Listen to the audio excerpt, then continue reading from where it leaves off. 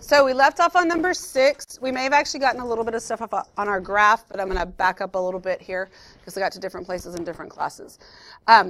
We talked through the fact that with the reciprocal, we could look at this as negative, ooh, with a pen would be good, at negative, or actually just 4 times the negative 1 over x plus 3.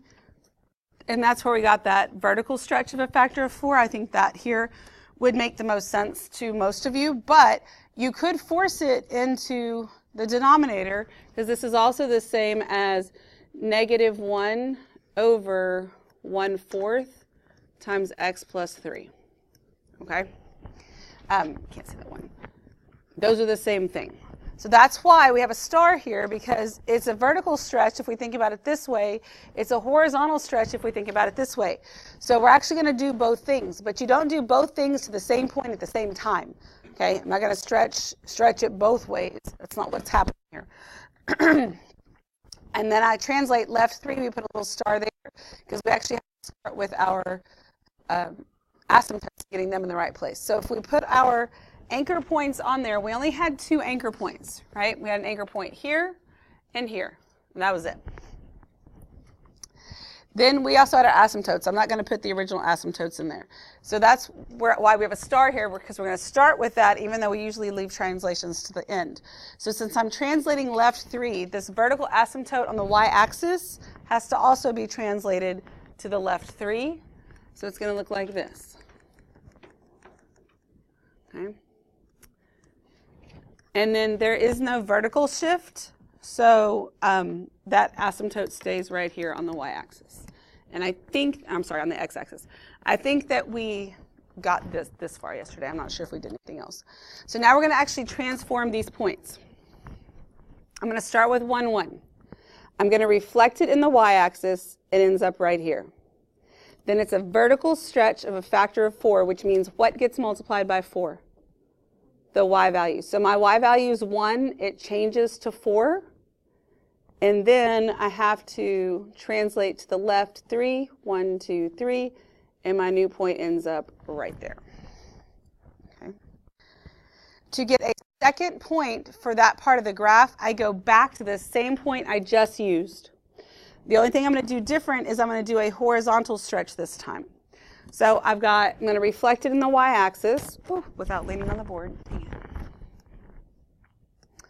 I'm going to reflect it in the y-axis, and I'm going to do a horizontal stretch by a factor of 4. So now my x value is getting multiplied by 4. So that makes the x value at a negative 4. And then I also translate to the left 3. 1, 2, 3. And here's my second point in that part of the graph.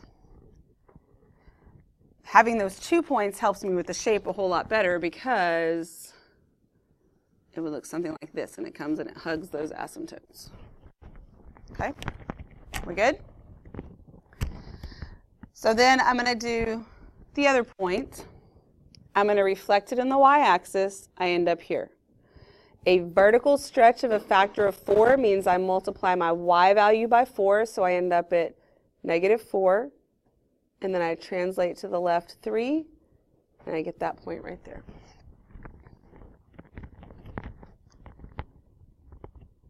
Then I'm going to go back to that same point.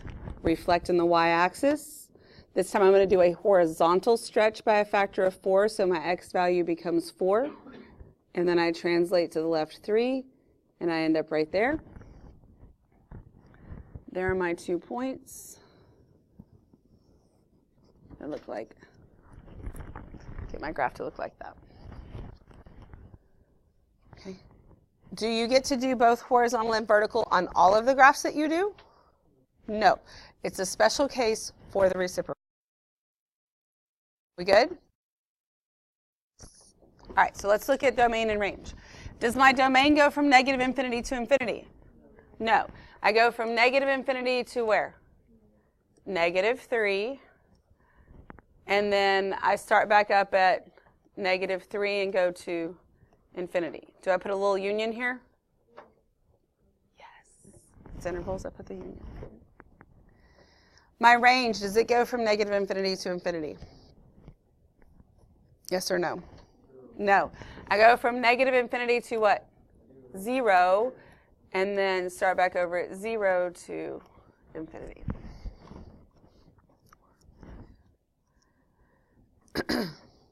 Do I have any x-intercepts? No. Do I have any y-intercepts? Yes. Do I know exactly what it is? No. So I have to go find it. What do I do to algebraically find my y-intercept? Good. I substitute x in for 0. So that means I'm finding f of 0, which is going to give me negative 4 over 0 plus 3. And what does that give me? Negative 4/3. So that means that this is 0, negative 4/3. Do I have any extrema or critical points? No, none. Am I increasing anywhere? Yes, from negative infinity to what? Negative 3, good. And then what? From negative 3 to infinity, good. Do I put a union symbol here? Yes, remember we went back and changed that because I was lied to, so in turn I lied to you. Anytime you have an interval, this is what makes it easy to know when to do it. If it's an interval and there's more than one, it's a union because all it means is and. But don't put it in between everything that looks like that because you would not put it in between intercepts if I had multiple intercepts because those are points, those aren't intervals. Does that make sense to you? Okay. All right, so which means that I'm not decreasing anywhere. And then I have in behavior, so as x approaches infinity, f of x approaches what? 0, good. And then as x approaches negative infinity, f of x approaches what? 0. Okay. We good? Any questions? All right. On the back, or on the next page, I'm sorry. What is this one called? Cube root. Okay, so our parent function, g of x, is equal to cube root of x. All right, let me see your best cube root. Come on, everybody, play along because we're waiting on y'all. The other way, though. Okay, cube root, let's see it. Come on, everybody's doing it. All right. So it looks like this. All right. So our transformations. This negative is going to be a reflection. What am I going to reflect in?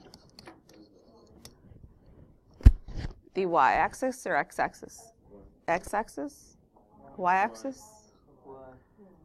It's the y, because it's inside, so it affects x, so it's a reflection on the y-axis. Just because I paused doesn't mean you need to change your answer. You have to be confident in what you say. All right, that 1/3, what does that do? Horizontal stretch.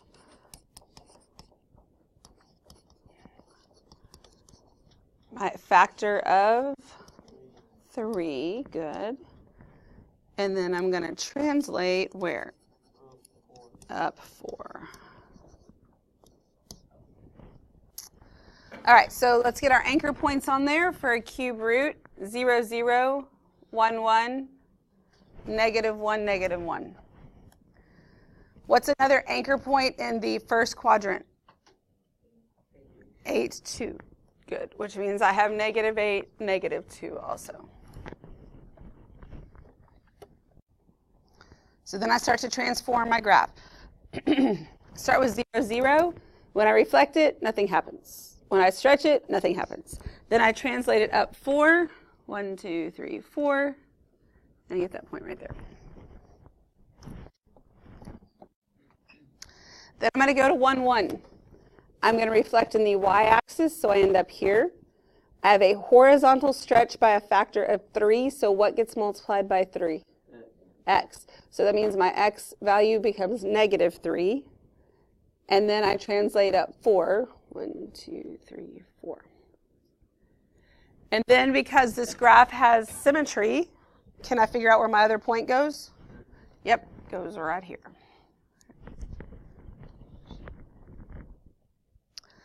So then I look at this point here.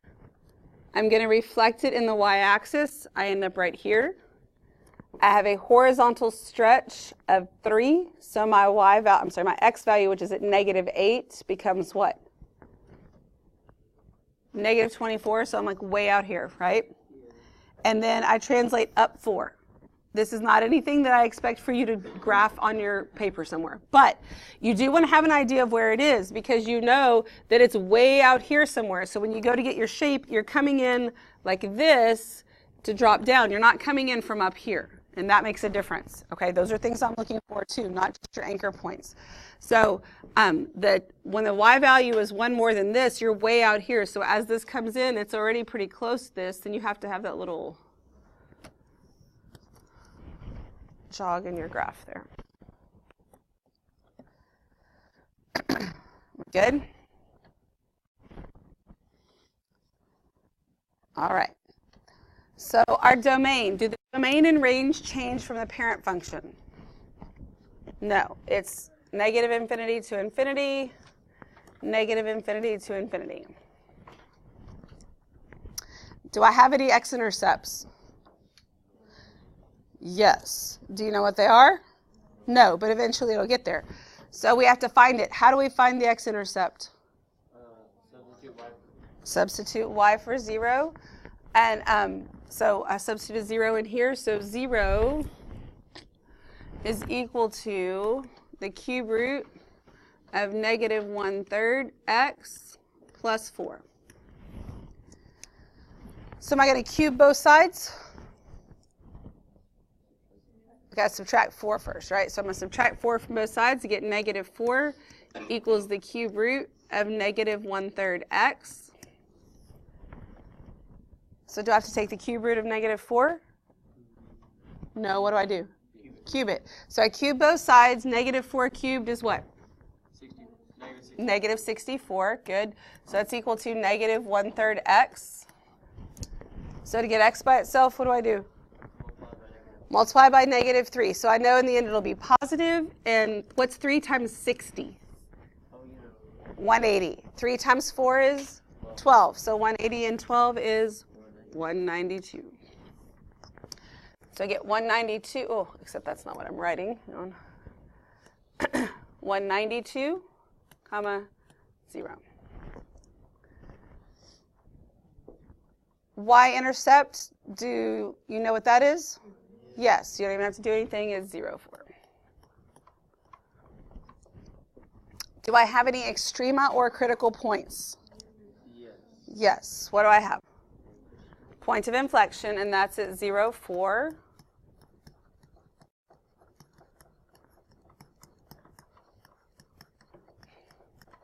Oh, keep leaving out that C. Am I increasing anywhere?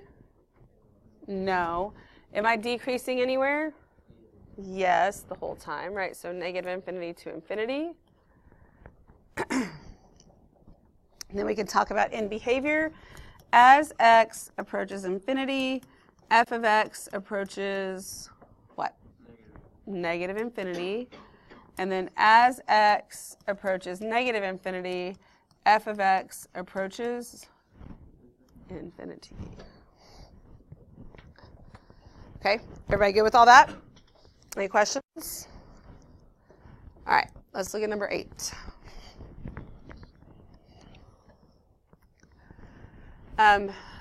What is this thing called? Reciprocal. Parent function would be g of x is equal to 1 over x, right? So my graph looks like this. This one's hard to model, so I won't make you do it again. So transformations. What do you think this 2 is doing for me?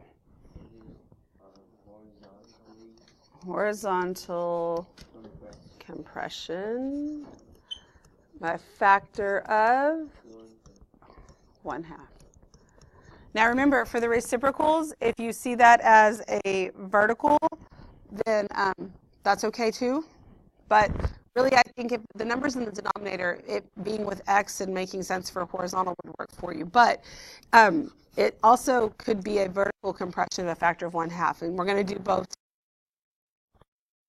All right, and then the -1 means I'm going to translate where? Down 1. And again, we're going to put a little star here because we got to take care of our asymptotes before we can worry about other things. So the first thing we're going to do is put our anchor points on here. So these two are my anchor points. Then we jump to the translations to look at our asymptotes. So our asymptotes are on the axes. The compression does nothing. There is no horizontal translation this time, so my vertical asymptote is still on the y-axis. But I translate down 1, so my horizontal asymptote gets translated down 1, and I'm right here. Okay. Everybody okay with all that? Okay. All right, so I'm going to start by using this point right here. And I'm going to horizontally compress by a factor of 1/2, which means x gets multiplied by 1/2, right? So I end up here. So now I'm at 1/2, 1. Then I translate down 1, and I end up right there. Oh, okay. Then I go back to that same point, and this time instead of horizontally compressing it, I'm going to vertically compress it, which means my y value becomes 1/2. And then I translate down 1, and I end up right there. So those are my 2 points that are going to help me get my shape, which tells me this is really close to the asymptotes the entire time, and it looks something like this for this part of the graph.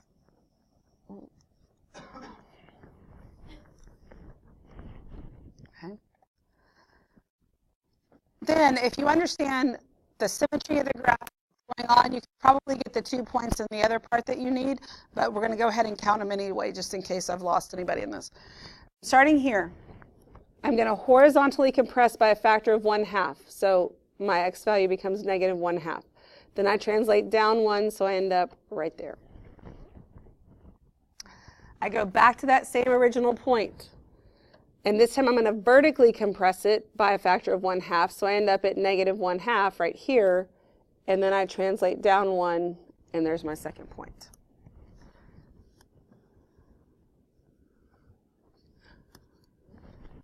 I sort of missed the points, but it's okay. Yours can be, I can do better on a piece of paper. It's a sketch, exactly. I'm looking for your anchor points to be there. All right, so your domain. I'm going from -infinity to where? 0. And then from 0 to infinity. My range goes from -infinity to what? -1. And then from -1, -1 to infinity. Do I have any X-intercepts?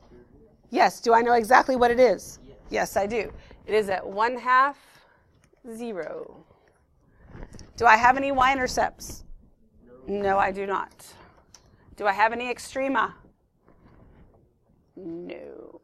Am I increasing anywhere? No.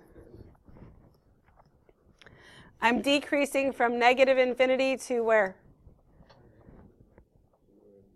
0. And then from 0 to infinity. Remember, the intervals that you're writing are always x values. You're looking at what's happening to y, but you're always writing x. So then your end behavior, as x approaches infinity, f of x approaches what? -1. And then as x approaches -infinity, f of x approaches -1. Okay. Everybody good? Any questions? All right. Let's look at number 9. What do we call this one? Absolute value. So g of x is equal to the absolute value of x. Parent function looks like this. I'm not even going to make you show me just because of time. Then we're going to transform it. That 1/4, what does that do?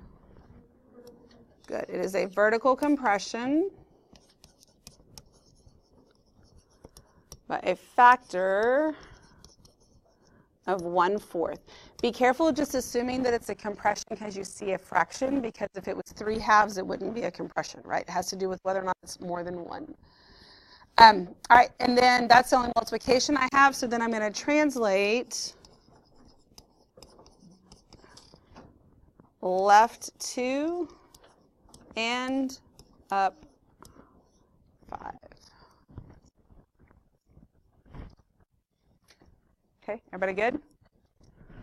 All right, so then I'm going to do my anchor points for the absolute value at 0, 0, 1, 1, negative 1, 1, 2, 2, negative 2, 2.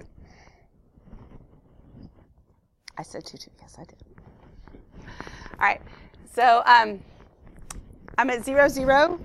My compression does nothing because I'm still at 0, 0. And then I translate left 2 and up 1, 2, 3, 4, 5. That's my new vertex. So then I grab this 1, 1. I have a vertical compression of 1/4. So what gets multiplied by 1/4? The y value. So instead of at 1, I'm at 1/4. Then I translate to the left 2 and up 1, 2, 3, 4, 5. And I do my best attempt at 1/4. Can I go ahead and plot where this point's going to end up without doing all that counting? Yes, because we've got symmetry, so it's going to end up right there. I don't have to go through all that. Then I can grab 2, 2 again, and I can vertically compress by a factor of 1/4. So what does my y value become? 1/2. I translate to the left 2 and up 1, 2, 3, 5. Okay. Sorry. Translate to the left 2 and up 1, 2, 3, 4, 5. Oh my gosh, what the heck is wrong with me? To the left 2 and up 1, 2, 3, 4. Something's wrong. What did I do wrong? Oh, I didn't compress. I'm sorry. Once I threw myself off, then I was all messed up. So I'm here at 1/2. To left 2 and up 1, 2, 3, 4, 5. There we go. And then this one's over here. Sorry. I thought I was counting wrong, and then when I started over, I couldn't get myself back in the right spot. All right. So then I need to make sure that I use a straight edge on this. Remember, your ID makes a great straight edge. You can plop it up on the table there and draw that in. Oh, there we go. Goodness gracious. I can't. There we go.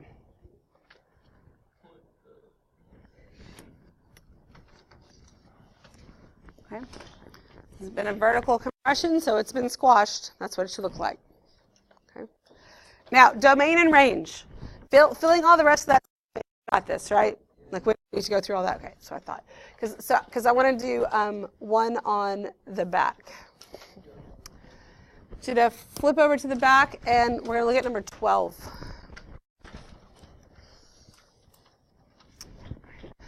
Now, these are the greatest integer functions, which we didn't do, so we're going to change it. And we're going to mark that out and make that signum, yes. So f of x is equal to negative 2 times the signum of x minus 4 plus 1. So we know then that this is the signum function because we just changed it to that. Parent function would be g of x is equal to the absolute value of x over x.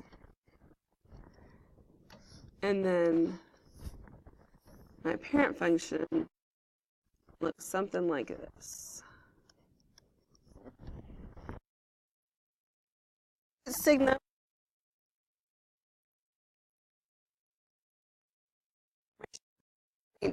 they are what they are. It's the same thing, right? So this negative means I'm going to have a reflection.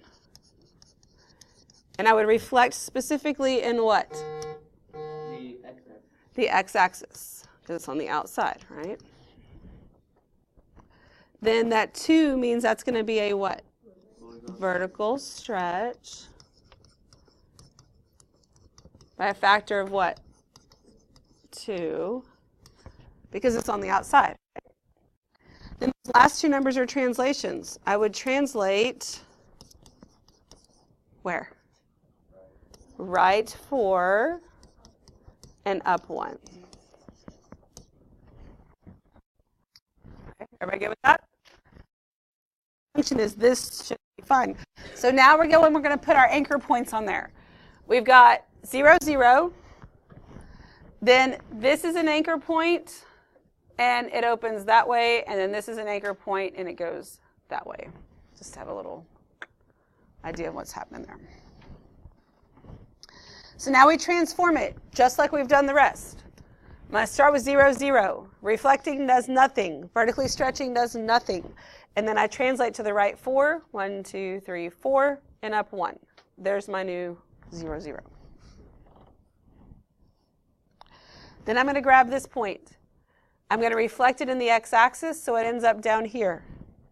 Vertical stretch of a factor of 2 means the y value gets multiplied by 2, so now I'm at negative 2.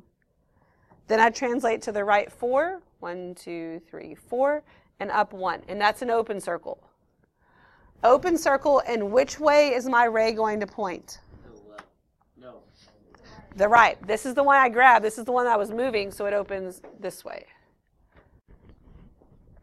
So then I can do this one. Reflecting the x-axis, I end up here. Vertical stretch means my y value ends up being 2. I translate to the right 4 and up 1. Open circle, and I'm pointing to the left. Ooh. But straighter would be good. Yes? Okay, good deal. All right, so let's look at the rest of this. The domain. What's the domain going to look like? Negative infinity to what? Infinity. Because all these x values work. This one does too. It's just right there, and then all these. So it's negative infinity to infinity. What's the range going to look like? How many points are in the range? 3, right? So this is a set. My only range values are negative 1, 1, and 3. Do I have any x-intercepts? No. Do I have any y-intercepts? Yes. What is it? 0, 3. And then the rest of this stuff we're not concerned with Signum. Just those things are fine. Just get the feel for it. Okay. Any questions at all? Alrighty. So you've got some time. Go ahead and get this glued in. And anything else you haven't got glued in. Okay.